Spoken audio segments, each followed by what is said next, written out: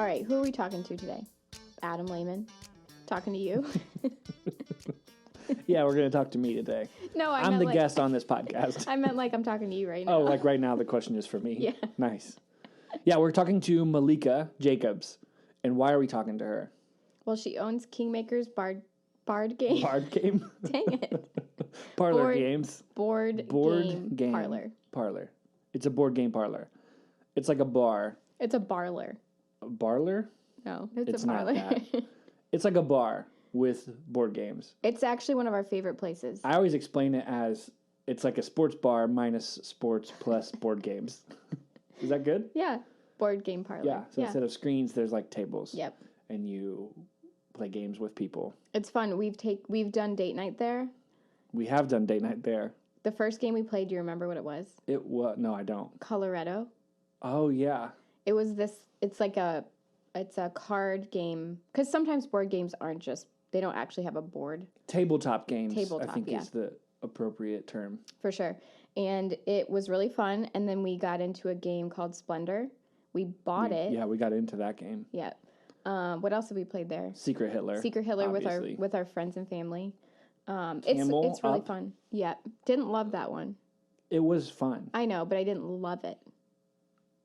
Do you think it was because we played with my family? No. And so you don't like playing games with my family? No, I don't think that's it. Let's talk about this more on this episode intro. No, I love your family. No, I just think it was sort of, well, I think I felt like your brother was probably bored. Because he's too smart. Because he's too smart. Yeah. So by the time everyone else got it, he was like, oh, we're still going to play. Oh, you guys are not bored with this yet. Yeah. He was beyond it. So thank you, Malika, for creating this environment where Yeah. we could do this. And so in this episode, we talk a lot about where she got the inspiration for this concept. And because she wasn't a board game person, No. you know. Which I can relate to because I used to hate board games. And we talk about her past and kind of how she got to where she is now, which is fascinating and a story I'd never heard, which is wild. It's also unique in that she is not white. And she talks about, well, she and I talk about that often of how has running a business been with, you know, people's perception of you or even in, I would assume, the board game community. It's not super prevalent. The board game community is very white and very male-driven. Yeah. And so she definitely is different than the rest of that world in those ways. It was fascinating. She talks about all of that. She talks about, her family's not originally from the United States. And so she talks about all of that. She talks about, even kind of gets into like what life is like currently in the kind of how she sees the political climate being from, not necessarily being from here or having families not from here. So that's great. We love Malika. There's a part in the episode where I disappear. I think I had you had to a photo shoot. Yep.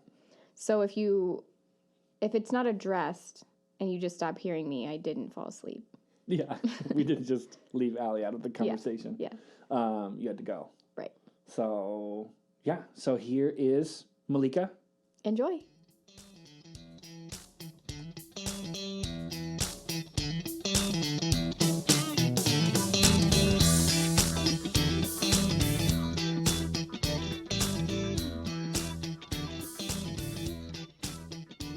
So Malika, you have a business that is centered around board games. What is that thing? Tell us more. Would anyone ever do that? Yeah. Tell us why. I do, and I always start out with this huge need to justify that it's not an original concept. Yeah. I did not create this concept. I didn't invent this concept. I didn't wake up one day and have this genius idea. Board game bars in general are riding a wave of sort of entertainment bars, right? Yeah. Like 16-bit in Columbus, or arcade bars in general, or pins now, or even the escape rooms. Oh, right. It's all sort of this wave of, hey, you want to go out and drink, but let's also do something else on the side. Besides stare at our phones. And let's get, let's have something that we can all do that's fun, entertaining while we're having three. Even movie theaters are like, hey, you want a drink while you're here? I know. Which is like, why didn't they start out? Yeah, I know. Okay, so I hadn't gone to a movie in a really long time. Allie hates movies. But I'm starting to like them again because I think it's like one of the few times you don't sit on your phone It's or amazing. Like check your email. Anything that gives you an excuse to get off your phone, I think people are just like, give me more of that. But I haven't been since they started drinking serving alcohol and I'm like, oh. This is amazing. And there's like legit recliners. Yeah. That's how long it's been. Anyways. It's been a long time. Yeah. A long time. So things have changed. I'm back in society. I'm here. So that was our most wave recent. That's coming. Our most recent movie theater experience was me with popcorn and a rye whiskey. Yeah. Like, this is amazing. And I know other people are like, yeah, obviously that's been around for a while. But it costs potato $1,000. skins. So Yeah. we had a beer. We had to take out a loan. Yeah. So not only just like the industry has changed, or this is like a space that people are doing cool concepts in, but the board game bar specifically has that's been around. It's nothing new. We modeled ours specifically after Snakes and Lattes in Toronto, which I think if you ask anyone that has one of these bars now, is the premier sort of iteration of what this looks like. Were they doing it first, or did they just They were doing like it the best first, job and they were of it? probably doing it best, which is an amazing combination. Yeah. That's cool. I don't know how anyone does that, Yeah. but they were first and they were best. They're in Canada, so they're in Toronto. I visited a couple times. It's where I walked in and I was like, oh, this makes sense. So they've been doing it best and longest. They've spawned a number of other board game bars and cafes in Toronto. Around their vicinity, and then in Canada, and then the concept has slowly trickled down to us in America. There's probably like 30 or 40 across the country iterations of this, so not a ton. Yeah. And we were recently featured in like a best board game bars across America thing, and my husband went through like every single one, and he's like, "You guys are the only ones that are banking truly on your experience, outside of just." Like having a food revenue stream or drinking revenue stream that is sort of like where the majority of the money is coming from. So I think that is, and we can talk, I mean, this is like a whole thing, is what we think is unique and original about Kingmakers versus what other people are doing. But the concept of like putting board games in a bar is certainly not unique or interesting. Yeah. Or different So what, if someone comes to Kingmakers, what do they do? Like, what is that? What's your guest experience like? Yeah, so the guest experience, I mean, this is what we hope it's like. Yeah, right. So if you're thinking this is not it, let us know. But two things. So we center it largely on our library, which is a curated library, and then also our board game sommeliers, who are our team. Sommeliers? Sommeliers, like a wine sommelier. So... Which I always spell wrong. Yes, me too. And I'm always like, oh God, I hope I'm not spelling this thing wrong because this looks really Part bad. of why we called the Wonder Jam Wonder is because I spelled it wrong all the time. That's all, like Wonder, like it was a joke. Wonder. Wander. Yeah. And so I would put that could also work. There was Wander. Yeah, that's cool. That'll be the next one. Actually, you're like, no, we're actually when Allie and I split up, I'm gonna start one that's spelled wrong. That's fine. And it's she can't sue me, so ha. It's totally different. It's Wander. We can totally spell our businesses. It's cool. Yeah. Our business words.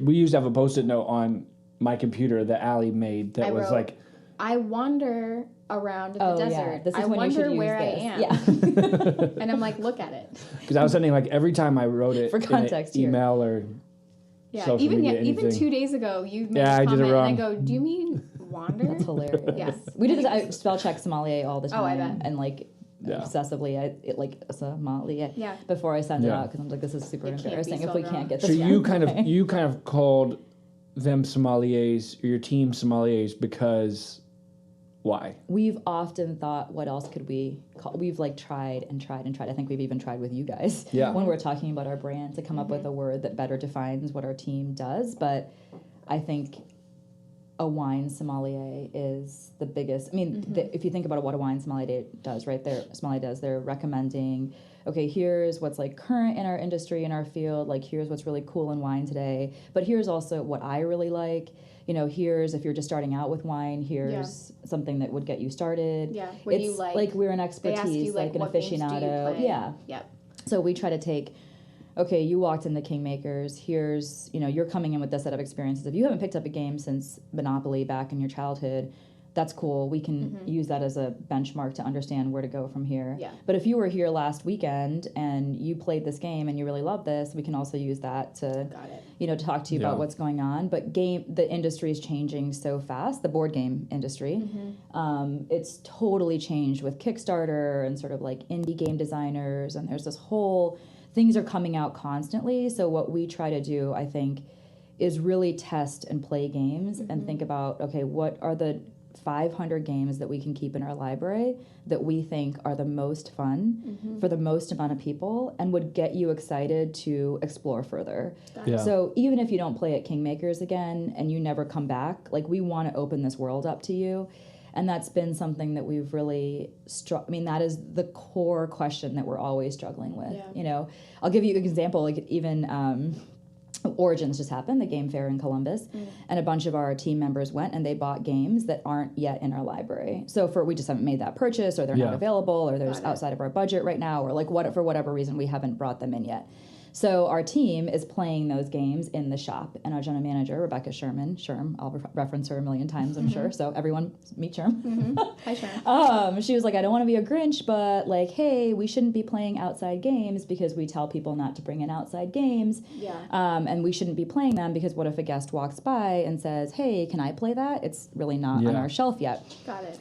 And so one of our managers was like, oh, yeah, I totally agree. And the other one was kind of like, well, that's like the whole point of Kingmakers is to test and curate and play. Like we're saying that we're trying stuff out to make sure that we want to put it in our library. Right. We've tried these games. We've played these games. We see how these games work on a Friday or Saturday night. And these are the games that are most conducive. So a game might look really pretty. A game might have a really cool theme. But if the mechanics of the play aren't interesting, then that's not something that we want to have in our library. Yeah, no, that makes a ton of sense. And we keep rotating it out. Like it's a constant thing, like you'll remove things. Yeah, we'll take away things and we'll be like, what makes you remove a game? People like wanting to kill each other? No. Honestly, it's if our team can't get behind it, right? If a sommelier is rolling their eyes internally or like, good God, get me off this shift. If someone like is like, hey, I have this game and can you teach it to me? And our team member isn't excited about teaching that game, then that's not fun for anyone. Right? Then that game needs to go off our shelf. Right. No, that makes So when that happens consistently, and I think also, and we can talk about this as a core thing that we struggle with all the time too, is that okay, so we're a board game bar. You would think that the people that come into a board game bar are people that love board games, right? And like know board games and like want to play board games. But that group of people we've found over the years already has sort of a community and a place that they play games, and they're very in the know. They own their own. They own their own, and they might be looking for a meatier game. Meatier like chicken or beef, like meat. Meat. Meatier game. A beefy game. A beefy game that is actually not conducive to playing in a bar on a Saturday night with a bunch of other people that are also playing games that are being loud, and there's beer flowing. And like, so, we try to put games in that are actually catered towards you and me and Michael here and, just people that might not know that this industry exists. It's kind of like a treat. It's like a thing you're doing, but we're not going home and then like continuing to play our own games. Yeah. Although, since starting to go to Kingmakers, Adam and I started buying our own, and I think it when we go to Kingmakers, we tend to say we want to all learn a new game. We don't want to play a game Adam and I love. But it's fun with the group to experience a new thing together. That's because like it music also to my ears. This is what Kingmakers should be, right? Like you want to bring in your friends and family to be like, oh, here's something different and new, and like here's an experience, and you all come in at it. No one's familiar, and so I think that's what's really fun. And we've brought our team there where we learn really quickly. Like we played a game where Michael like killed us. Like everyone was just like, we can't be as good as Michael at this game. And we learned really quickly, like, if I were to analyze it probably further, I could figure out, like, why all of us are good at what was that game? Do you remember what that game was? It was the one where you, like, circles match, and you flip it over and you have to, match, like, name a a category reference. with, like, the first letter, and then you have to name, like, a city that starts with D. If anyone on our team is listening to this and be like, of course Malika doesn't know. We'll put it in the show notes. We'll look it up. But yeah, I just think in general it was fun to see people's strengths. Yeah. And we have so much fun. Yeah. It's so much fun. Amazing. We played Secret Hitler, which is an amazing game because someone has to be Hitler, which is like funny. Interesting. I am Hitler all the time. All the time. And I'm awesome I'm at always it. a liberal. I'm so freaking good at it. I'm so good at being Hitler. It's like, no, I am. I beat the crap out of everyone. We realized, though, he talks a lot when he's Hitler. Yeah. Like, he's very animated. When I'm just and like we're a citizen, calm it's down. like so boring. Yeah, I feel that way. So next time we you play, are. guess what I'm going to do? It's amazing. Start being really loud. Yeah. Even though you're not.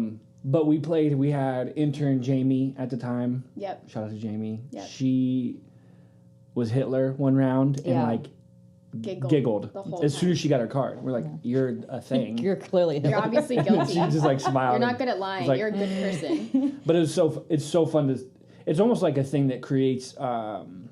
It brings people's personalities out in a like an concentrated way. exaggerated. Yeah. We had a similar. We played Saboteur over the holidays with my family, so just my sister-in-law, her boyfriend. Just the kids. But it's a similar deception game where you're lying, and I held out for so long, and it still like comes up in conversation all the time. Like remember when you just lied for to my face for an hour and we didn't know, and no one knew. But it is like it's just it provides you with this context for people and the people that you love, and to see them in a different way, and to have a reference point that it's funny, and you have the shared experience that you can go back to. So you really don't connect with people that intensely in a lot of other ways. Yes. You even have in a meeting, you have people who are distracted or zoned out. And with a game, like, unless you want to just not play, you can't really you can't not pay attention. Yeah. And so I really like that. I remember even, Michael, you were like, I don't really get this, but I'm playing. Like, I'm just saying yes or no.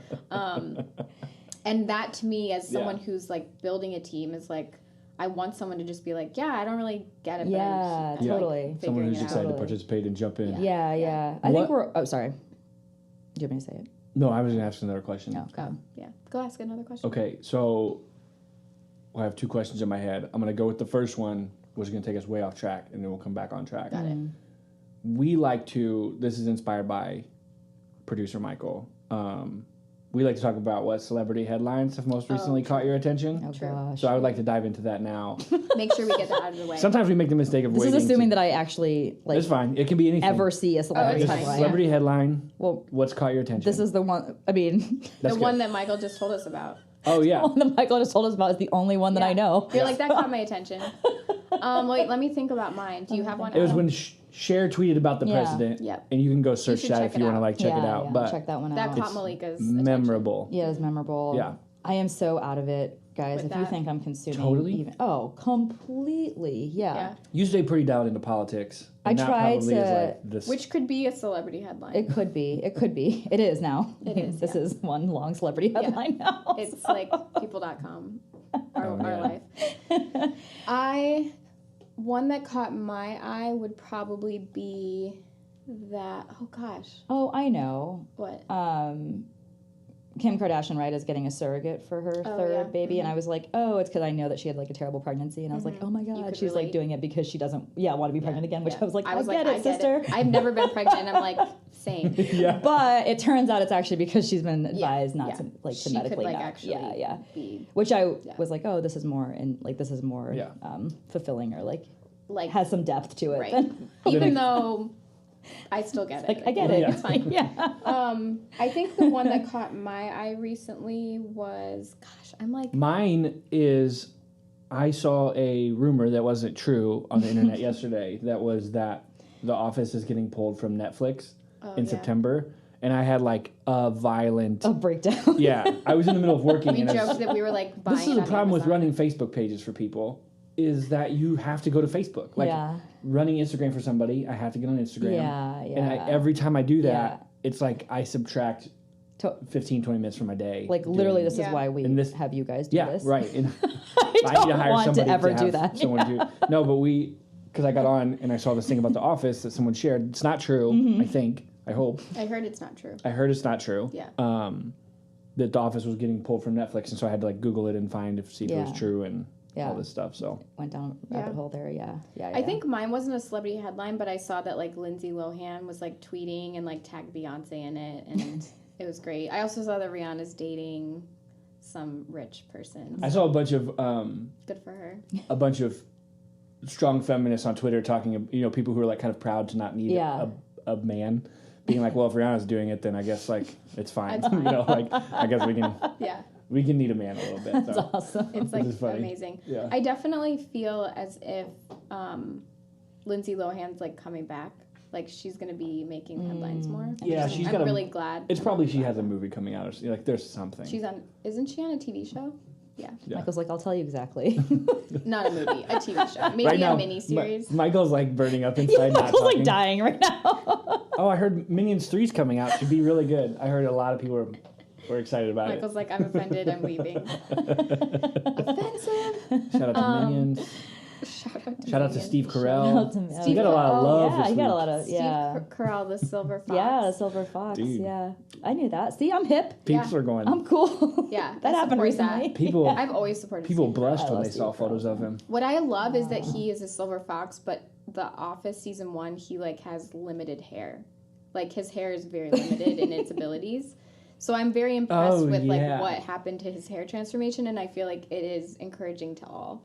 Yeah. Yeah, you wonder if they like tried to make him look worse. Yeah, or if it was just like really good hair. Doofier. Hair plugs. Oh, maybe, yeah. Oh, do you think it was that? It seems like it. Have you seen? Interesting. We'll link some pictures. We can get them before and after the show. Yeah. Anyways, let's get back on track. What was that felt like a good track to be on. Oh, that was great. Let's get back on. Let's go to a different track. Another track. So that track was on. Yeah. You started a business that you weren't necessarily. You didn't start a board game bar because you love board games.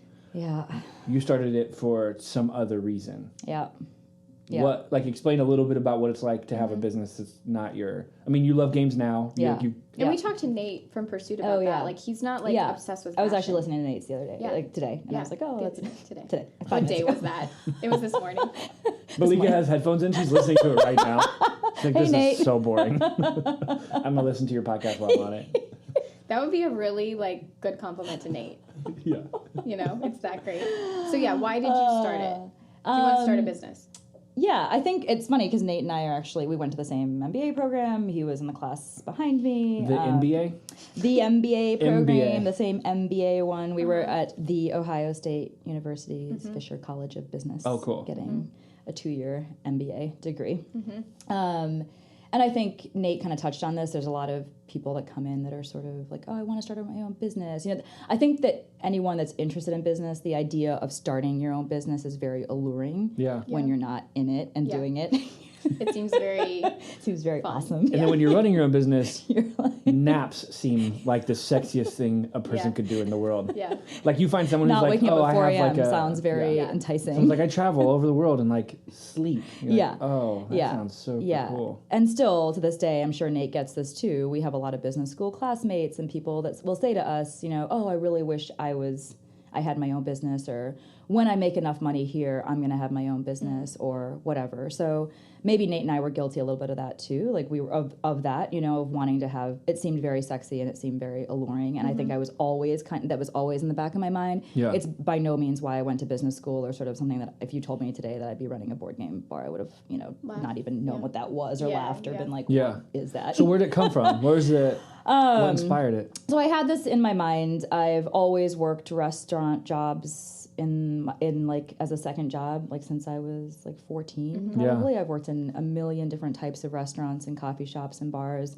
across the country, you know, just small mom and pop shops and small businesses and successful ones and terrible corporate, you know, restaurants. So I've always done it. So I've always been intrigued by that model, and the service model is so broken in so many ways. So I've always been interested in sort of like, how can this be better? And I'll get around to that because this is kind of tied to Kingmakers, very much tied to Kingmakers. But so then, what was the question? Why? Where did it come from? Or sort of why? You went why? to Canada. Because it wasn't because you were obsessed with Canada. board games. Yeah. I had, so after the business school program in 2010, I was dating a guy at the time that was commercializing a medical technology, and I also went to Fisher with us. And so we were like, okay, we both can't start businesses. And his had so much more potential to be successful. And he needed funding for it. So we went out west to get funding for it. And I thought, I'll just take a corporate job in retail to learn something. Yeah. So I worked at Corporate Williams-Sonoma. and I wanted to like poke my eyeballs out. Bad. So I lasted for like one what was full your job year. title? I was an inventory planner. Retail is a very old school industry. It's very backwards. I mean, how's retail doing? You can see. I was gonna say, this is becoming very evident to any person in America right now. But it's really sad, right? Like retail and service jobs, I think, are like our generations like manufacturing. Like they employ a million people. They are, it's like something that in 10 years will look. Somebody say that. 10 years we'll look back and we'll be like, what happened to this? Like we all used to work or shop at this like thing, and now we don't have it anymore. So it's very sad, but if you ever work at a corporate retailer, you will quickly learn why. It's very hard to turn around businesses like that. They are layered and layered and layered and layered and very siloed places to work and very cyclical, right? They function on like a season like everything's seasonal, so it resets every season. It's like like you can't get off the hamster wheel. Like you can't think outside the box or think differently because like, oh, we're planning for spring 2015, 10, 20, whatever it is. It's like it's always coming. Yeah. So anyway, long story short, it was like a lot of personal things that I was like, oh, this guy's going to ask me to marry him and I don't want to marry him. And here I am in California, like across the country from my friends and family in Ohio. And I had, spending 2 years at Fisher, I had left Ohio pretty deliberately, after high school or after high school. Yeah. And so I just never thought I'd come back, but spending that time in Columbus, I actually really loved being here. So, and it was close to my family and a way to come, to be home. And so I think the prospect of setting down, like putting in roots, I didn't see that as possible in San Francisco. Yeah. It's also really hard and expensive to open a brick and mortar in San Francisco. So all these things were coming to a head, and I sort of like left everything behind. The guy and I broke up. It was over. Like came all the way back to Ohio. Like didn't work out west, and it was great. I'd always wanted to go out west, so it was a wonderful window into that world. But I like moved back into my parents' house in Cincinnati. Yeah, like every successful. I like hung out by the pool. Yeah, like a lot. You're like, I actually want to go back there right now. My sister's like, remember when we just went around like looking for board games at yard sales? Interesting. Yeah. So on my way back, I had stopped at a good family friend's for a week in Toronto. And she kept saying, you have to go to this board game bar. You'll really like. I was like, I don't like do that. I don't think so. Like, I don't know what that is. So finally on like Friday, we walked into Snakes and Lattes, and I was blown away. I just thought it was the coolest concept, and it made someone like me that had never known this world existed super excited about it. And I was intrigued at it from a like service perspective. Like, how do you make the bar concept different and interesting by adding in this layer of board games, so, and I can talk a lot about the things that we've chosen not to do from a service perspective and sort of like streamline this model. But, I filed an LLC like June of 2012. We opened in January of 2014. So it certainly was not a fast moving process, but it's pretty cold that winter. It was pretty cold that winter. I had to come back to Columbus, so I moved back to Columbus, and then so you grew up in Cincinnati? No, I grew up. Where? That's so hard to say. You're like, I have no. That's so hard. I was born in Windsor, Ontario, in Canada. Okay. But never really lived there. My parents are Sri Lankan. We are Sri Lankan. So I went back there till I was about 4. My dad was a professor. My mom's a Montessori school teacher. So I grew up on like various college campuses, so largely Michigan State. So I grew up in East Lansing, Michigan until I was 12. I went to Spartan Village Elementary. Okay. So truly, there's a lot of Spartan that lives there. Right. Like, don't talk about this much. Yeah. I've married into like a diehard Buckeye family. But yeah, I grew up in East Lansing and then did middle school outside of Boston in Marlborough, Massachusetts. Okay. But a year of that was spent in Sri Lanka. My parents pulled my sister and I out, and we went back to school in Sri Lanka. We left in the blizzard of 96. I remember like sitting on the tarmac for hours and hours as they like de-iced the plane. Oh my God. And so we left over Christmas break. We finished up the next half year in Sri Lanka, spent that summer there, and then came back to Boston. It was the first time, I mean, I don't speak English as it was not my first language, but now I can't speak, Sinhalese anymore. Okay. I can understand it, but it was the first time that really grounded my sister and I think, in the sense of like, oh, where are you from? Or like, what's your culture or your history? we just had grown up all over the place. Yeah, we just had no concept. Plus, we were always like in these super white communities. Yeah. Like we never had any concept of. Right, but you went sort of back. Yeah, so we went back, and it was probably the best thing my parents could have done. Really? Telling middle schoolers that you're taking them out of their, like, middle school is never a fun. No, right, to a new country. Middle schoolers are idiots. Yeah. As a rule. All the way through to, like, you're 30. Yeah. Yeah. So I feel badly for my parents that they had to go through that, but I applaud them for having the wherewithal to do it. It was a fantastic experience. Did they do it for that? Was it for they did the development of... I think so. That's to sort amazing. of be like, hey, this is, like, our family. And Jeez. we also, you know, we grew up, like, pretty not with a lot of money, so like going back to Sri Lanka for family vacations was like not a thing. So we never had really I had no context of where people would be like, where are you from? And I'd be like, I think Sri Lanka. Yeah, I don't know what it's like, but I think there's a place called Sri Lanka. Yeah, that's what I've been told. How long were your parents there for? They came here when they were in their late 20s. But then they went back to Sri Lanka with me, right, till I was 4, and then we came back, and we've been in the States ever since. They just recently retired, so Boston, then I went to high school in Northeast Ohio, actually, a super small town, Alliance, Ohio. Yeah. A-Town. If anyone's listening from A-Town, that'd be amazing. Yeah. Thank you for listening. Thank you for listening. Yeah. I always say I'm from Alliance, Ohio, from Northeast Ohio. Okay. It's the place where I probably, like, most identify with. You know that's, like, the least, like... Of all the locations you just mentioned, why that's would the you least choose sexy that? one. No offense, listener from Alliance. No offense. Yeah. Wait, Northeast? Okay, yeah. So that's like an hour south of Cleveland, Got right? My husband's from Mansfield, Ohio, which is also in that similar vein. We always have this back and forth, and he insists that Mansfield is way more deprived than Alliance, Ohio, which is difficult. It's like... It's a difficult comparison. Yeah. Like, that's pretty bad. Yeah. But all of Northeast Ohio right now is really struggling and is pretty, there's not a lot of hope and, like, opportunity in those areas. But I think it's changing. And did you find that through getting your MBA and everything, you still were surrounded by a lot of white people? Yeah. Then you went to Duke for undergrad. Yeah, the worst place on earth. Yeah. Yeah. Sorry, Duke. Really? I don't really know. I mean... Wait, what year? So what year did you finish your undergrad? I graduated in 2004. Okay. I mean, even if you're, like, not white at Duke, you're still, like, white. Yeah. You have to be, like... You have to have some sort of... Duke was probably the first place that I came face-to-face with, like, class, which is very different than race, and this idea of, like, what does that all mean? I mean, we could talk forever about this, but, I mean, not to get too political, but it was the first time that I had encountered people with, like, true wealth. I mean, I was telling you, we didn't grow up with that, and when you're in Ohio, you just, even if you're rich in Ohio, you're, like, not rich. No.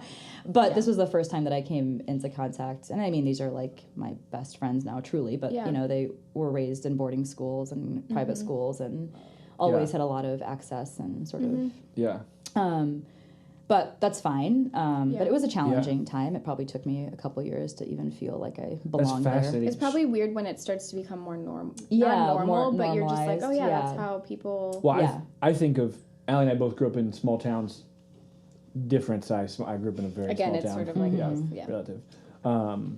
But there wasn't, even the people who were, quote, wealthy in those areas were not wealthy like that. Now you realize that's not really. You still went to public school. Yeah. But I think, Allie, you had a similar experience in that it wasn't until undergrad that you kind of, like, you were raised, like, white. Yeah. If that makes sense. For sure. I went to Catholic school, all white, Irish, probably, Irish Catholics, and then... My high school was pretty diverse, but still. Yeah. I mean, it's like central Illinois. Yeah, exactly. And then in college, though, I was like, oh my gosh, this is even wider. Yeah. Which is whatever. Yeah. I had it was fine. I met Adam and I made great friends. Yeah, that's how I feel. I'm like not mad about it. Yeah. It's fine. But it's I think just, like, in general, I'm sure you felt this way, though. You go to Ohio State and it's still white. Yeah, sure. But it's different. If you were looking at how you run a business now. Yeah. And how you operate, how is that different? Like how do you see yourself different than maybe what other business owners are doing because you've had this? Yeah, no, I can talk about for sure. I mean, such a diverse had like background. An international relations major undergrad. I thought I went to DC to work in nonprofits and education, international education. I thought I was going to change the world in DC. I've always definitely been raised in a very political household and raised to be very conscious about sort of the world and people that don't have, you know, so that's always driven me. And I thought, oh, I'll go to DC and we'll like make big change and all this kind of thing. But, you know, at some point, I think after the MBA program too, I realized, because I went to the MBA program to work in urban education administration. That's what I thought I was going to go out with an MBA and do, like fix our public schools. And it's like now, how, you know, you on this Board Game Bar, like how does this fit into like your life philosophy? You know, but I've never heard all of this. This is fascinating. But I had this sort of moment where I was like, okay, you know, I'm not going to change everyone and everything in the world, but I can create a really cool place for people to work, and I can care about the people that work for me. And if you ask about sort of like, okay, you don't love, you know, if it's not for love of board games, then like, what is it for? And to me, I was talking about the service model and in the service industry, it's not great.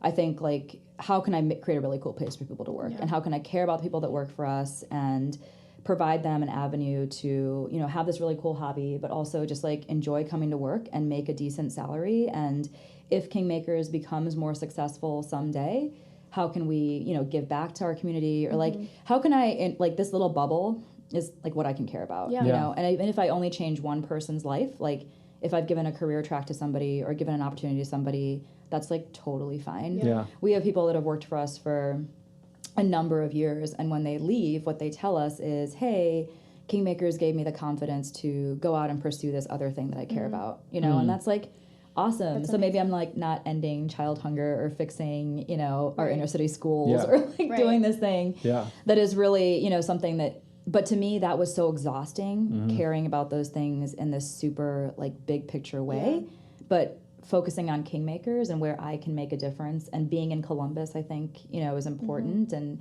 talking about the Midwest and Ohio and states that don't have, you know, are perceived as not having a lot to offer. I think the fact that Kingmakers sits in Columbus and now Indianapolis, you know, two cities that I think are making a name for themselves in the Midwest, is important to me, you know, and I think that if we can do that, that's successful, and it's dated, and it's not as like energy sucking. It's like it like gives me energy versus like draining me to think about like this huge issue that you won't be able to tackle on your own. Or like maybe like it would be years down the line if I became like an administrator or something, you know. So now I own Kingmakers, I run Kingmakers, I do it my way, and like we make a difference, hopefully. And well, I think of on such a even smaller scale, like what we were talking about before, to be able to create a place where your employees can be truly who they are and talk about the things that interest them, but to come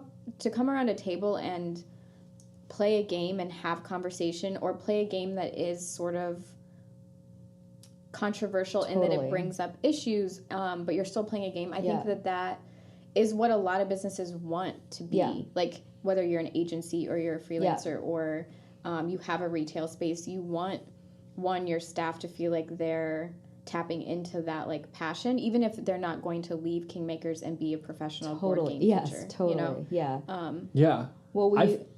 Well, I grew up in a world of nonprofits, and I grew up in a world where in middle school and college, and probably right out of, I thought businesses were evil. Me too. And the other things I would never get an MBA. Better. Like no one should get money. You know? Everyone should just like give away money somehow. I don't know how that works. Yeah, exactly. But it would work. I totally hear you. But realizing, I think what we've done with the Wonder Jam has made far more of an impact than all the stuff I did in another world. Totally. And we charge people for it, which is funny. Yeah. But just different, and so I think it can be such a powerful force. We need like more people operating businesses out of that. I totally agree. And philosophy and understanding.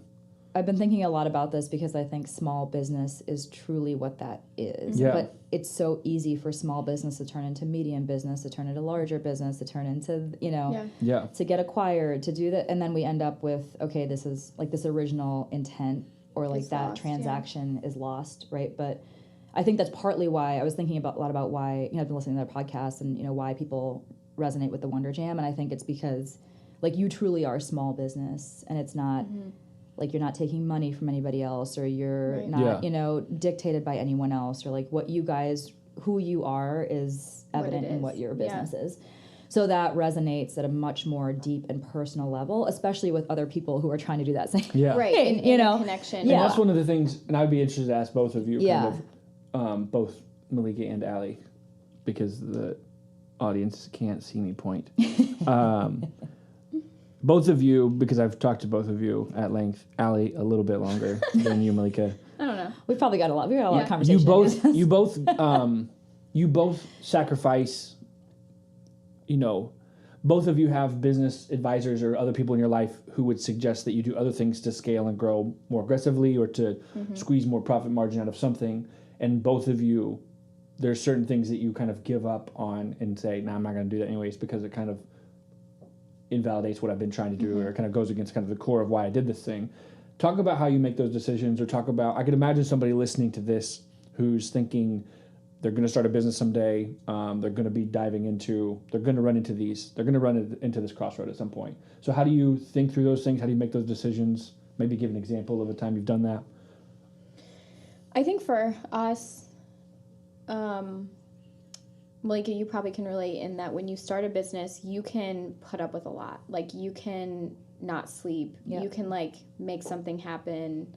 But to put that on someone else who works for you is, like, not an option. Yeah. And I think for some people it is an option. For me, it's not. And so, if a deadline was almost missed, I would rather stay up all night than put that pressure on someone. So I think some of the jobs or type of work that people suggest we take on would burn people out. Yeah. And I can put up with it, but I don't know if someone else who didn't start this would care enough, and I'm not saying that I wouldn't get burnt out at some point, but I think you're a little bit more resistant to that when you're like, I started this whole thing. Yeah. I invited these people into it. I'm not going to ruin someone's life. Yeah, and I can't imagine all those people out there who do that. Yeah. Like, I'm in awe in the worst way. Yeah. I'm very interested in the sustainability of business. Like, it's very interesting to me what creates an environment where people can sort of be in this for the long haul, because I do think I think Nate was referencing this as, like, it's a long game, like, it's a marathon, right? So small business or any business undertaking is not like this, you made $1 million the next day. Like, it never works. I mean, it rarely works like that. I'm sure maybe it has in some, but even those businesses where you think it has, that's not true. No. There's usually a backstory and failures along the way. But I think Simi was talking about this on her podcast too, about sort of, if I didn't want to do this my way, what's the point? Why not just go get a job? Go get a paycheck where someone's, like, paying for my insurance and paying for my car, and I can be with my daughter at night and not have to worry about this, So like, if that's, like, take all of that away, the whole point is to do it in a way that you feel proud of and that you can, like, to do it your way, sort of. Which is a very selfish, like, undertaking. It's, like, equally selfish and not selfish. But I also think, I would want more of my friends who work at other places or have larger employers to just stop complaining about wishing they could do their own thing and just do it. Even if it was their own way. Right. You figure out things. You do. Yeah. But I also think that another thing that I struggle with all the time, and I'm sure you guys, is people always have a million ideas, right? So people are always saying, Kingmakers could do this, or you should do this, or it's something so simple, like, this is, like, ridiculous to even say, why don't you guys have a sign outside your, like, in Columbus and Indianapolis, we don't have a proper blade sign. Yeah. That sounds absurd, but there are reasons, and I could go through and, like, name all of them, but there are reasons, and I have to be very comfortable with, at the end of the day, like, I'm the only one that has the big picture, and I'm the only one that has all the details, and I'm the only one that truly has the best interest of whatever vision I see for Kingmakers in mind, and I have to take all of those suggestions and all of those ideas from little to, like, big picture, and I have to digest them and process them, but then prioritize them and say, like, what's important right now for where Kingmakers is. And that's a constant battle, and you're always second guessing yourself, and you're always saying, like, oh, great, well, if I fail next year and then someone says, I told you that you could have done this, that would have changed everything. I have to be okay knowing that is like a decision I made at the time with the pieces of information that I had and the sentiment or like intuition, as Simi called it, you know, of where I was at the time. And I've also, I think another thing that you learn when you're in business for a while is to be forgiving of yourself. Like, I think that in the beginning, everything is so personal and everything's a crisis and everything is going to fail the business tomorrow, you know? But as you're in it, even in situations where you're like counting pennies coming in and out, you know that there's like a longer version of this. You know, like I can see that it's not going to blow up tomorrow. It could blow up in 2 years. If we continue to make poor decisions or something, like, of course something could go wrong. For sure. But overall, a business, I think, that's made it for some period of time, you can see that there are ebbs and flows, that there are good times and lean times, that there is seasonality. There's things that are, you know, there's times where you are concerned. There's times where it feels nice not to be concerned, but like it will come around again. Like those feelings will. And I would say like the struggle for me is I don't think other people can really understand that until they've experienced it. And I don't think even us growing our team, like there's this balance of being transparent and then also understanding that no one will ever really understand. And I never thought about the things I think about now until you're living it. And so there's a lot of, like you said, I have the big picture. My struggle has been I need to also get things out of my own head into some either like a project management system or telling people. And so and this is kind of off track, but like just recently I told one of our designers, hey, I'm alerting you about this. There's no due date. I'm just telling you it's coming up because I like to be prepared. But you don't need to do anything, you know? And it'd be easy, I said, for me to just know all of this and then either get stressed out or, you know, whatever. But I just think in general, it's this... it's getting advice from people and realizing they might even have a different vision for you. So we've had a lot of business type coach people say like, you should be charging $20,000 for a website. And I think that's common. Yeah, of course. But we I might not want to work with people who want to spend that much money on a website. And I totally see their valid point of that type of advice. It's just, we're not trying to be like everyone else.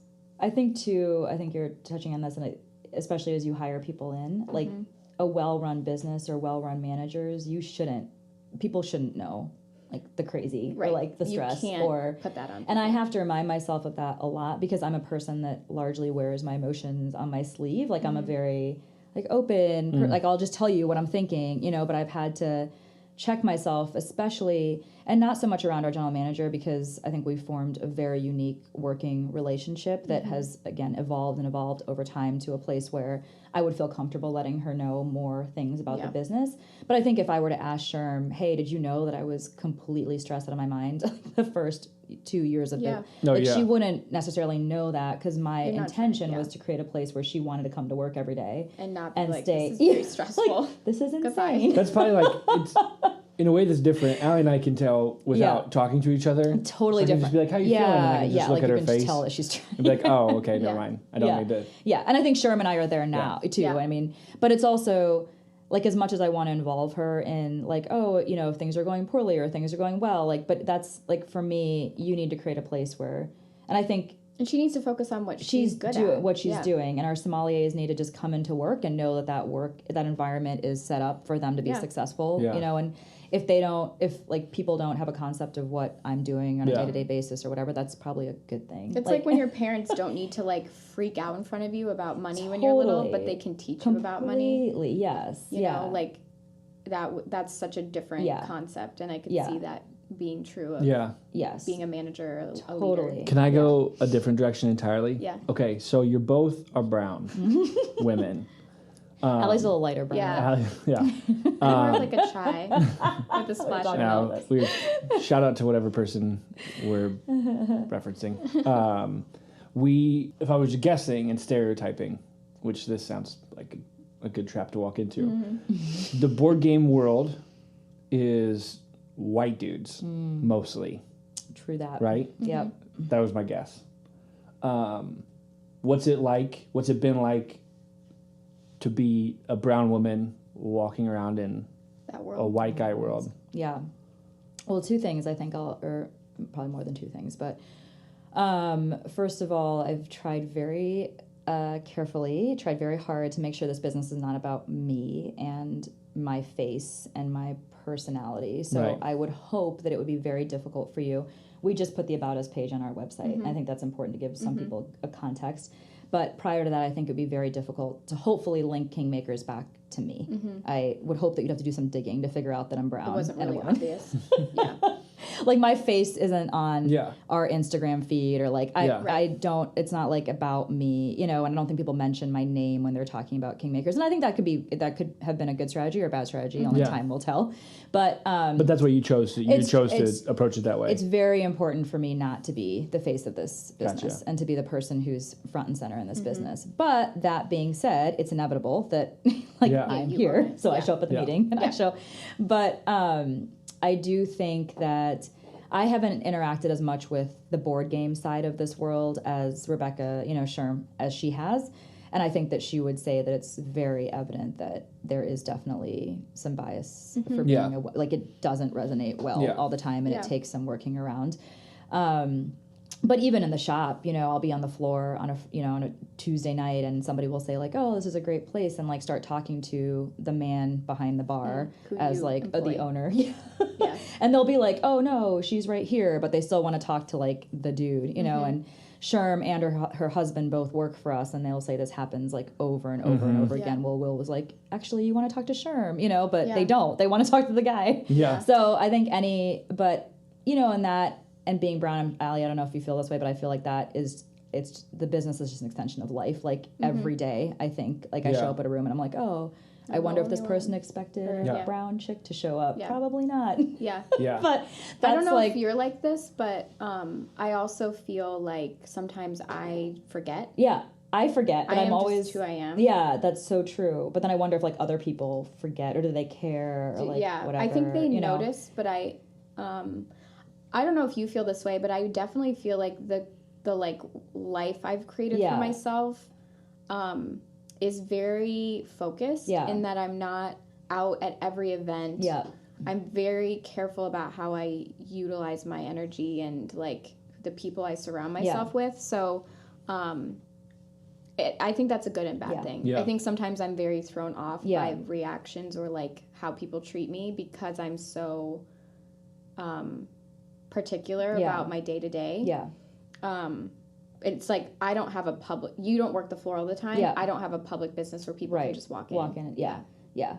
I'll just say one more thing on that. I think anytime that you're talking about diversity, I think what's important there is sort of diversity of thought. So I will say that probably what is happening in the board game industry now that I can see that would be a result of a bunch of white dudes sitting around and doing this thing for the past 20, 30 years and them just doing it, is that like any group of people that are similar or think similarly without diversity, and I don't mean like challenging skin, they just haven't had like, it's an industry that is unfortunately also sort of not innovative, not keeping up with the times, and it's kind of slipping away from them. Like I think anyone that's like an old school board game company is like flabbergasted by what's happening with board game bars, or what's happening on Kickstarter. And exactly. Like what is going on, the new sort of like exploding and the old world Cole's looking at Amazon and being like, what the hell, So I think that they're surprised where everyone else is sort of like, like this is just what it is, but I think that any time that you have a bunch of people that are thinking one way for a long period of time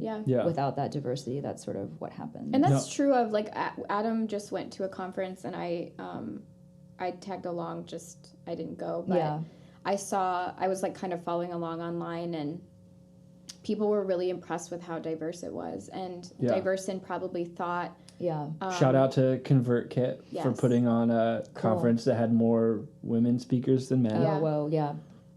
A lot, but like I that think wasn't actually like a women's conference. Yeah, that wasn't just a women's conference. It was actually that's like the only time that happens. I mean, one of the things they talked about, it was cool. I mean, they had a lot of different types of folks speaking and presenting. Yeah.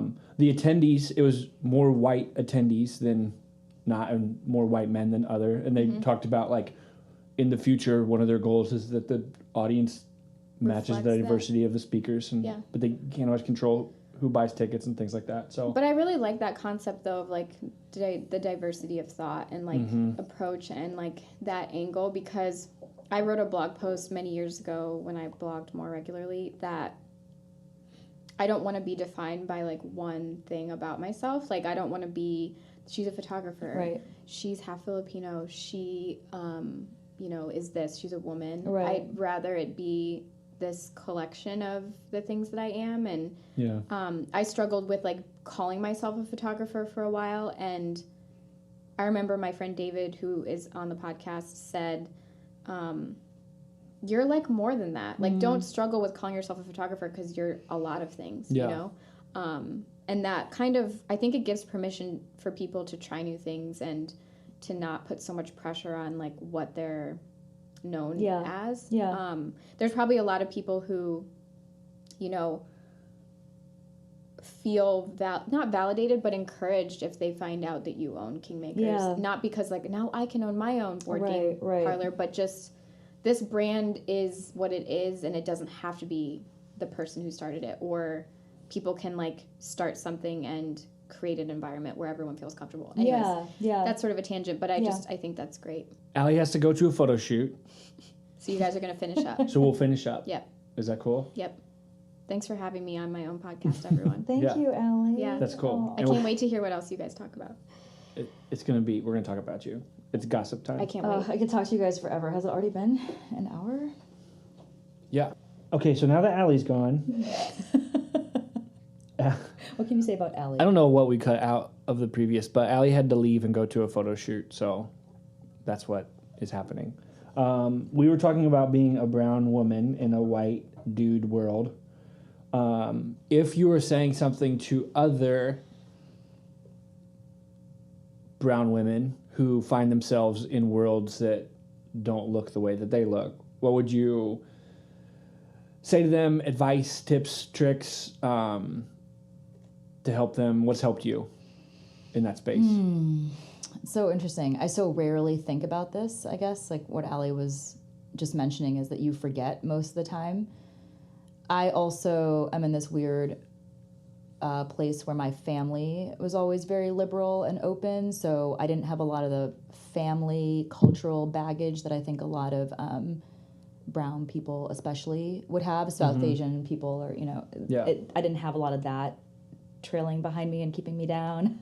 My parents were always really supportive of Kingmakers and my wanting to do this, and have been extremely supportive. They never had sort of this vision of what I was supposed to be doing, so I think that's been really helpful. But, you know, it's funny, I was at Late Night Slice the other day, which I told you it was like the first time I'd gone out in like 2.5 years, but there was like this brown chick working behind the window at Late Night Slice, and for some reason I was like, whoa, this is like crazy, like to see to see brown women like in service or like doing stuff in industries that they like normally wouldn't be in. It's like, oh, this is awesome. I think so much of all of this is changing, but I think we just have to, you know, I think you have to define what success means for you. And I think especially in communities that are hyper-focused on success or what the idea of success looks like, I think as we go forward, brown communities are having to reassess that in so many areas. So as long as like we can be supportive, just being supportive of the individual trying to redefine, maybe to look back and like tell their families like, this is still successful. If I own a small business or work at, you know, Late Night Slice, it's cool. I'm still part of, like, it's successful, you know, but that might not seem like a doctor or a, you know, surgeon or like whatever that previous idea of success or was, you know? Yeah.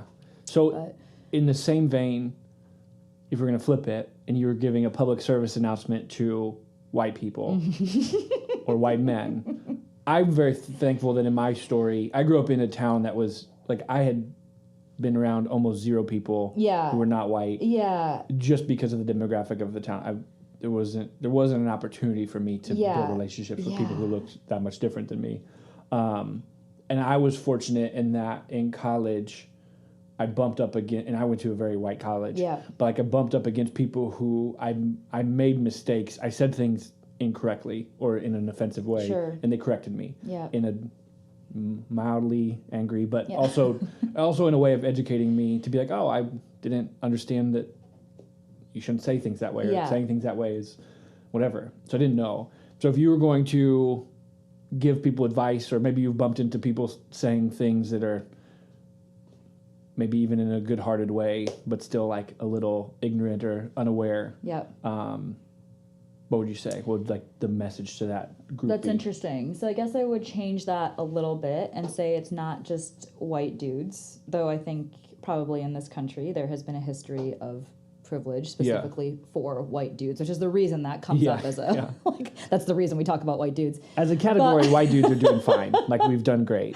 Like we can move on from white dudes, but they're doing just fine. But I think also just not to get too political, but I think this is on everyone's mind as we talk about sort of demographics in this country and shifting demographics and sort of where are we headed. But I would say, so I would turn that question back to kind of what I said about the groupthink thing, right? Like I think that it's astonishing to me that anyone that grew, like my husband or you that grew up, like you guys are white dudes that grew up in white dude worlds. Like it's amazing that you would have the wherewithal at all to question that. Like I don't know if I would question it if I was like in that world. If I kind of grew up and was handed, the world that existed, I don't know that I'd be like, hey, maybe this isn't right. There's a problem here. So I'm always amazed. I guess I'm more impressed by any group of people that can question the community, that if it's a privileged community. I think that's interesting that you're questioning that. You're already in this privileged world, right? So I don't know that I have like anything bad to say or like any advice, or I'm like not sort of sad or disheartened by how far white dudes, how if they're not working towards a better society, because I think that's the total opposite. I think that people really are curious and concerned about diversity in this country and what that means. And I think far more people are more inclusive than they really should be, given the like how inclusive their where they came from. They came from, right? So I mean, you can think back to my communities in Mansfield and Alliance, where people, they say they voted based on sort of like not wanting, not being okay with the change that's coming. I think change is probably the biggest. Any community that does one thing one way and looks a certain way, and South Asian communities, white communities, whatever communities, straight communities. I mean, it's like the change is really where it gets them, right? Like anyone who's not doing things the way they think they should be done is where that really trips people up. So there's the status quo, and there's this is how we've always done things, and this is how things should be. This is how it should be. And we shouldn't have to change a drop down on a form, and we shouldn't have to change our language, or there shouldn't be the pronouns we use. Like why are there Spanish language radio stations on the radio? Like it's like why is this happening? So I honestly think that this country probably far more, and my dad will say this, I mean, every single time. Yeah, because you have this you have some experience of I mean, my parents places. will say they came here because of that diverse, like this is still the most forward-thinking country in terms of diversity on the face of the planet. Like try to go to any Middle Eastern community or South Asian community or Asian community or like European community and find a group of people that is constantly questioning, is this the most diverse and best way that we can do this, or inclusive way that we can do this? We, I think in America, have been, like, we are constantly judging ourselves, but honestly, this is a pretty progressive and forward-thinking country, and that's grounded in our Constitution and the amount of change that America has seen societally over the past decades is an unfathomable amount of change for any other culture, or community, if you think about it.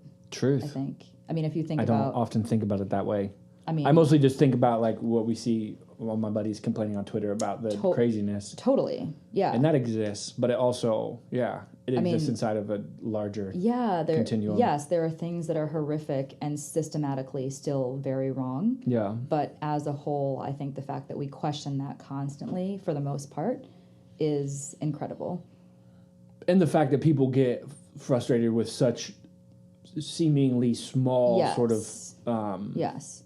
Or that we had a peaceful transition of power in January where half the country was not into that change. I mean, that's still an incredible... I mean, in other countries that would have caused like riots and death and destruction and vandalism, you know, and not good things for a lot of people, but that's something. That's like the most encouraging take on current American political climate I've ever heard. I know, but I think you have to step back and think about it. I think it's also really exciting, like the Black Lives Matter movement and like all of this conversation I think is really exciting. There's amazing literature and pop culture and people in the Black community that are coming out and saying, like, we're having to question this again, like daily, about where we stand with race, you know, and I think the race conversation is awesome because it's alive and it's happening, and you can either hate it or you can love it or you can think it's not enough or whatever, but at least it's a conversation and it's happening. Where I think this country is really struggling again. Or even, that's so true. The communities I grew up in, that would have never, we would have never had a conversation about race, are having them now just because of we're forced what's in the news. We have to. And what's in the, and they have to take a And even like the O.J. Simpson, you know, documentaries or that came in, all those things are Blackish, whatever it is. Like there's pop culture, there's things that are happening that like are forcing people to talk about this where we don't ever want to talk about class in this country. Like that's like where, and I think a lot of the election brought up, like we talked about it peripherally, like, oh, there's areas of this country that are so forgotten or so marginalized, or they don't see economic opportunity to a point where they're voting on that.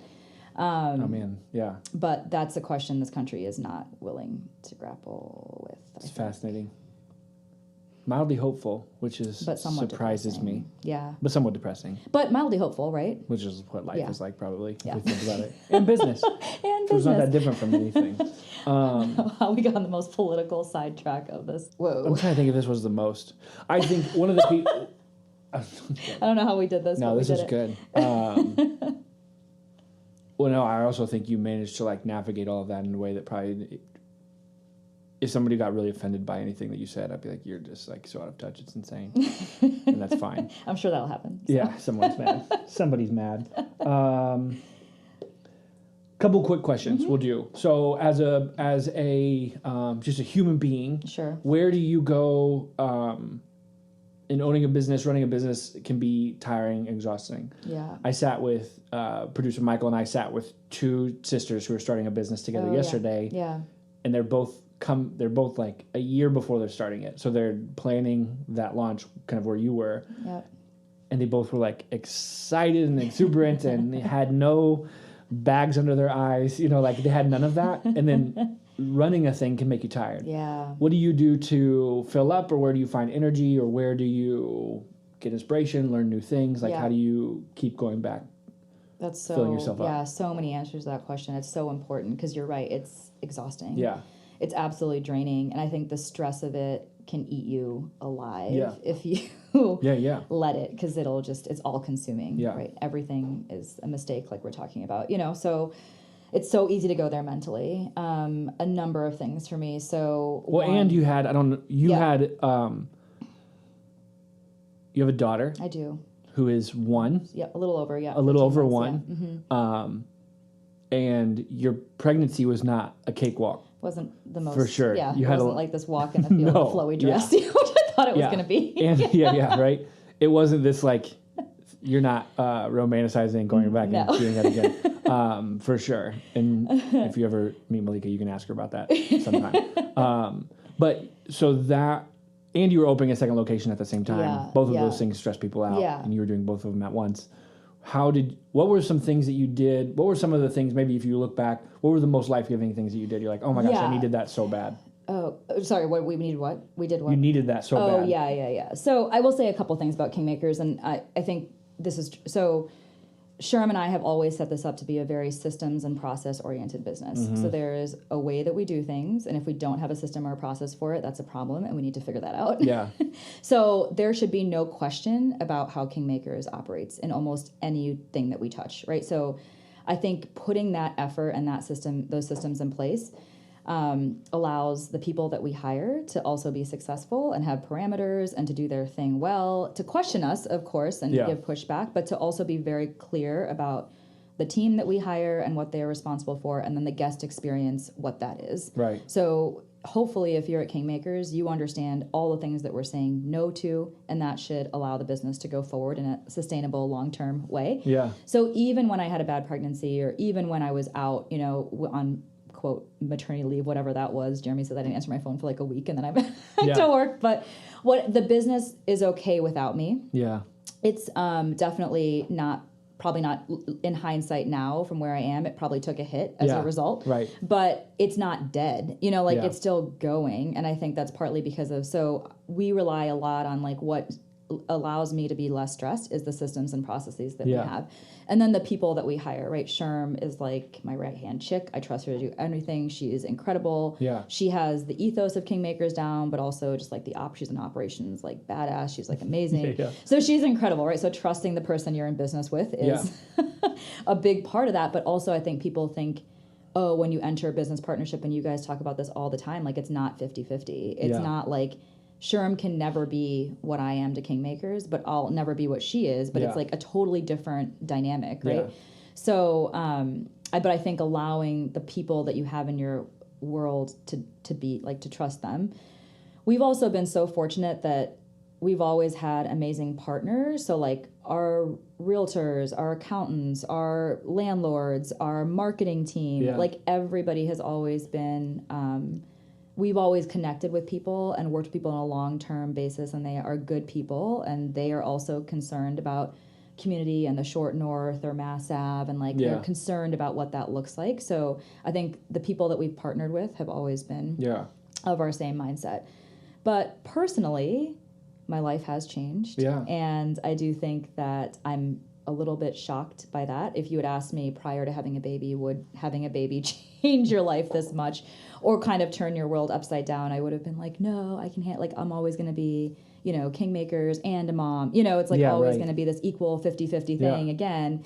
But of course, that is not the reality of it, and I think that it's something that I'm constantly grappling with. So I think for myself, I do a lot of yoga, and that's something that I is very important to me. And I go to Bikram Yoga on 3rd Avenue here, and if nobody's tried it, come try it. But for me, it's always, Bikram Yoga is, they call it a 90-minute moving meditation. So there's the active part of it, but the meditation part of it is actually so integral to the practice. And for me, I use it as a spiritual, it's my time to unplug and to really reset and refocus.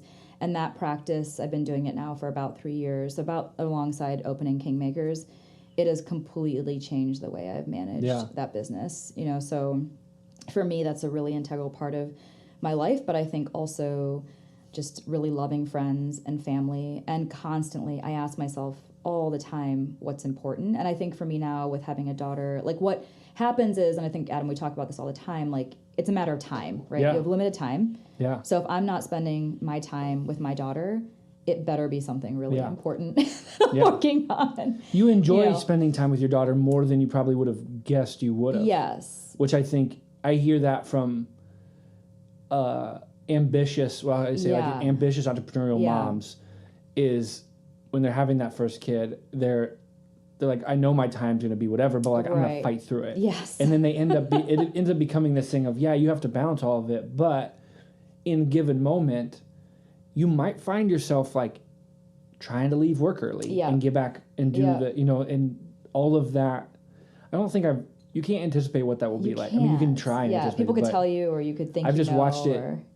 We've worked with so many ambitious first-time moms where that ends up being the case, where I remember one of our clients, Taylor, who has Kiddo & Co. When we met with her the first time, she's amazing. She's like an A+ person. We met with her once, and we were like, she will be successful regardless of if we work with her, if someone works with her. We're lucky to be connected to her. But she also was like, I'm pregnant. And I was like, and she had grand visions for the scale of which her thing would get. And I was like, you're not going to be able to do that. Yeah. Because one, time is just a thing. Yeah. But then two, you might find yourself on the other end of having a third member of your family all of a sudden becoming like, I miss her, Totally. And I know I could work and like help this thing scale, but I'd rather not sit on the couch with her and hold her, you know? Go blow bubbles, Which I think is just, it's like I've seen that with you as you've shared stories, but I've seen it with so many people. It doesn't happen to everybody. Not everybody experiences that, but for a number of people, which I think is also like, I'm in a year out, right? So it's a major life shift. So I think in 3 years, in 5 years, in 10 years, my relationship to being a mom and being having Kingmakers could be a different story. But I think right now that shift is so, I'm living it, I'm in it, and it's completely changed my perspective on the business. You know, it's funny, I was talking to Sherm like a month ago, and she was like, well, you had a baby. And I was like, oh yeah, like, I guess, like, I don't think about that as being, but you know, she doesn't have a baby yet, but she has enough wherewithal to understand that that's like a major life shift in a way that I probably wasn't even giving it. Because you probably sometimes could sit around and just be like, why did this happen? Well, like, she's why? Like, obviously it happened. Right, obviously, you were like... The other question, this will be the last one, is you're not allowed to say the Wonder Jam because sometimes people do that, and that's not what this is about. But the best things in your business or even personal life as a business owner, what are the best things you've spent money on that you've gone out and invested in, or you know, that have helped take care of you, helped your business be better? Any of those things? That's a good question. I would say hiring Sherm has been the number one best thing. And a lot of what I think, when I think about Kingmakers being successful, it's how can I make an environment, how can I keep creating an environment where Sherm wants to be and thrive and be good at what she does. We work with a lot of people, and I don't know anyone that has a Sherm. Yeah, it's a pretty lucky. She's heroic. She's amazing. Yeah. So a lot of, hiring Sherm, and so I think that this ties into another, this sounds like a silly thing the way to answer your question, but spending money on the two of us has been, so we pay ourselves. And I was listening, I think I got here pulled up at the same time that this was cutting off at Nate's portion of the podcast. But, the question of entrepreneurs paying themselves is always, it's like the question. It's like every entrepreneur struggles with this. I haven't always paid myself consistently. I haven't always paid myself well. I haven't always paid myself a livable thing, but I've always paid myself from day one. And I think it's important to Sherm that I pay myself. And it's important to me that I pay myself because this is a job and it is my work. And it would not feel good, and I wouldn't feel as motivated, and I wouldn't feel as like, Sherm always says, like, there's a million things that we can spend our money on, right? We make those decisions daily and hourly. But, like, if we can both prioritize this as, like, we need to be given a consistent amount of pay to be here functioning in a proper way. Do I wish I could pay myself more? Yes. If I got an MBA salary, would I be paying a job? Would I be paid more? Yes. And that's the trade-off, right? To me, that's like, I'm happy making what I make and never knowing if Kingmakers will pay off in a monetary way, because it's enjoyable. Like the ride has been enjoyable, or this like process of creating a team and a business and a guest experience has been enjoyable and a learning experience. But I will say one thing on the so I think hiring the Wonder Jam, yes, of course, and I won't say it just because you asked me not to, but I think the important thing is hiring people to do things better than what you would do them. Or if you just don't care about them. Marketing and social media and, events and planning, those types of things are not my jam. You don't think about them. They're not my Wonder Jam. I can't be excited about, I can be excited about working with you guys on what that looks like. But I can't be excited about like doing those on a daily basis. And we weren't in a position to spend money on that until very recently. We started working with you, I think, almost a year ago, like in August. So we had a website I had, someone at CCAD throw together because that's all I could afford. And we had, various team members managing social here and there and people doing it as a favor. And so it was like always inconsistent, and we weren't in a position to pay money for that until very recently. But now, you talked about this a lot of other podcasts, like we know who we are and we're happy to spend money on that. And it's an important investment in our brand and our future. I also, we pay a new bookkeeping team that I think will be really helpful. They act as sort of like a semi-CFO position in a company. Like we obviously don't have. So someday I'm like, oh my God, if Kingmakers is like super successful, we'll have an in-house marketing team and like an in-house financing accounting team that you can go to, and like it's constant. We now pay you guys by the hour. We pay the team by the hour. Like it's always like, we're paying you. We don't let people pay us by the hour except for Kingmakers. Oh my God. So don't ever, if you're listening to this, don't ask about that. God, you're like, and cut. No, we can keep it in there. They do pay us though, so if you're thinking of working with us but not paying, then that's not so. Don't worry about that either. Yeah.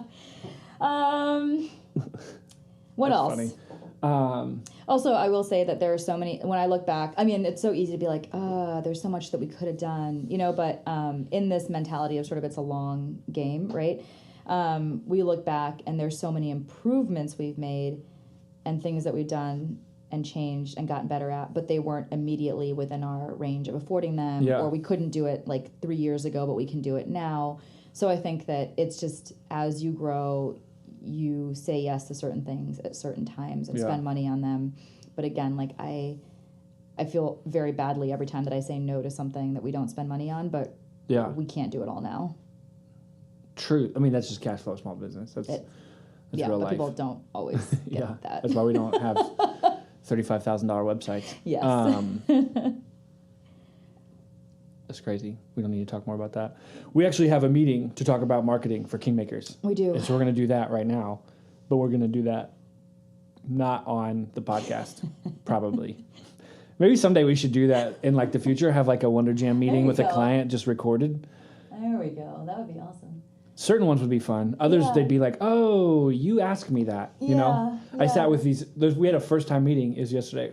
Michael and I sat with these people and I was just like, how are you funding this? How are you, like, where's your business plan? How much are you spending on rent? How much are you, we're asking all these things. We're like, I thought you guys are just making websites. Yeah. I'm like, why are you asking? Yeah, we make websites, but we're going to talk about a bunch of other stuff too. Yeah. Well, I think also that's another thing that you guys bring to the table is that you're in business yourselves, so you understand the pain, the questions, the reality. And I think I was going to start talking about other things we bring to the table, but that's that's a different podcast. You can go to our website, and then some of that stuff's there. No, but I mean, we could always. I feel like the other thing that happens when you walk into the Wonder Jam is you just sit and talk for hours and hours and hours about business or celebrities or whatever, all being that. Brown. Yeah. Politics is we can get into that for a while. We did a good job today. Yeah. You and I can both go pretty long. We could go for a long time and talk to people way too much. Talking about everything. Yeah. Yeah, but it's always fun, and I appreciate you guys having me on. I honestly am. I was listening to their podcast, and I was like, I really want to be on this. Like, remember when you once asked me, was that like for real? That was for real. I really want to be on this thing. I really wanted to. But I think it's also a good time to reflect, and I think that's important. So yeah, it's killer. Yeah. Thanks for being on the cast. Producer Michael, is there anything we missed? Did we say anything? Did we promise anything? You can go to thewonderjam.com/podcast that will have other episodes that we've recorded. And you can go to kingmakersfun.com to check out what is going on there. And thank you. Goodbye. We don't know how to end our podcast.